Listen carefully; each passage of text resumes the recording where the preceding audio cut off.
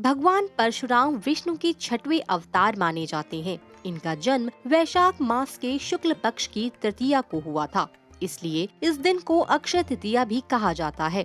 इनका जन्म समय सतयुग और त्रेता का संधिकाल माना जाता है। परशुराम के पिता का नाम जमदग्नि और माता का नाम रेणुका था। माता रेणुका ने 5 पुत्रों को जन्म दिया था, जिनके नाम वसुमान, वसुषेण, वसु, विश्वावसु तथा राम रखे गए। तपस्या से प्रसन्न होकर भगवान शिव ने उन्हें फरसा दिया था, इसलिए उनका नाम परशुराम हो गया। शिव संहार के देवता है और परशु संहारक है। परशु शस्त्र है और राम विष्णु के प्रतीक है। विष्णु पोषण के देवता अर्थात राम यानी पोषण व रक्षण का शास्त्र। शस्त्र से ध्वनित होती है शक्ति, शास्त्र से प्रतिबिंबित होती है शांति। शस्त्र की शक्ति यानी संहार और शास्त्र की शांति अर्थात संस्कार। भगवान परशुराम राम के पूर्व हुए थे, लेकिन वे चिरंजीवी होने के कारण राम के काल में भी थे और कृष्ण के काल में भी थे।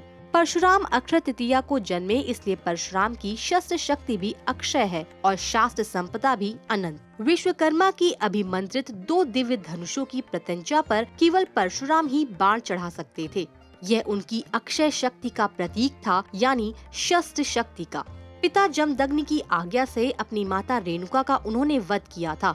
ये पढ़कर और सुनकर कोई भी हैरान हो सकता है, लेकिन इसके मूल में एक सत्य छिपा है। उन्होंने पिता की आज्ञा पालन में वध किया, लेकिन पिता से ही वर लेकर माता को जीवित भी किया। हालांकि उन पर माता की हत्या का दोष जरूर लगा। दरअसल राम पर्याय है सत्य सनातन का। सत्य का अर्थ है सदा नैतिक, सत्य का अभिप्राय है दिव्यता, सत्य का आशय है सतत सात्विक सत्ता।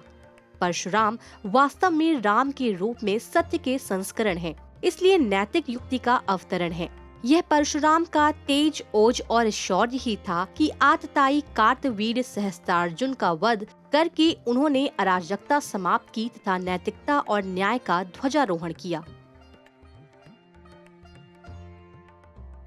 जैसे माता अपने शिशु पर क्रोध करती है, वैसे ही परशुराम ने अन्याय का संहार और न्याय का सृजन किया। जब एक बार गणेश जी ने परशुराम को शिव दर्शन से रोक लिया, तो नाराज परशुराम ने उन पर परशु प्रहार कर दिया, जिससे गणेश जी का एक दांत नष्ट हो गया और वे एक दंत कहलाए।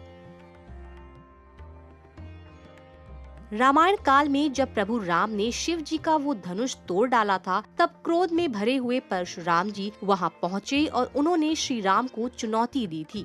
वहां प्रभु राम ने अपने धनुष से अचूक वैष्णवास्त्र का आवाहन किया और इसे परशुराम जी की ओर लक्षित कर दिया।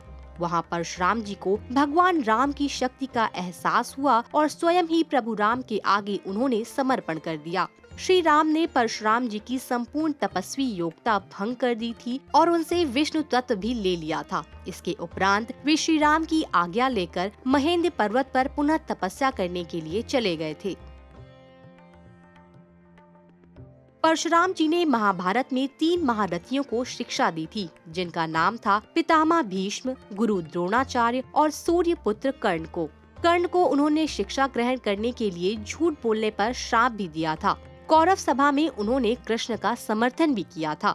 हैहय वंश का राजा कार्तवीर्यार्जुन शिकार खेलने के लिए बड़े घोर जंगल में निकल गया और जमदग्नि मुनि के आश्रम पर जा पहुंचा। आश्रम में स्वागत सत्कार से प्रसन्न कार्तवीर्यार्जुन जाते समय आश्रम से कामधेनु गाय को बलपूर्वक ले गया। जब परशुराम ने यह सुना तो वे नाराज हो गए। वे अपना भयंकर फरसा, तरकश, ढाल और धनुष लेकर वेग गति से उसके पीछे दौड़ पड़े।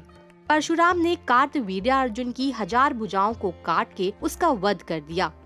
इसका बदला लेने के लिए कार्तवीर्यार्जुन के पुत्रों ने परशुराम जी की अनुपस्थिति में उनकी माता और पिता जमदग्नि ऋषि का वध कर दिया। इससे और क्रोधित होकर उन्होंने प्रतिज्ञा ली कि वह हैहय वंशी क्षत्रियों को सारी पृथ्वी से समाप्त कर देंगे, और उन्होंने ऐसा किया भी। उन्होंने कुल 21 बार हैहय वंशी क्षत्रियों का विनाश किया। बाद में वे सब साम्राज्य ऋषि कश्यप को देकर स्वयं महेंद्र पर्वत में चले गए।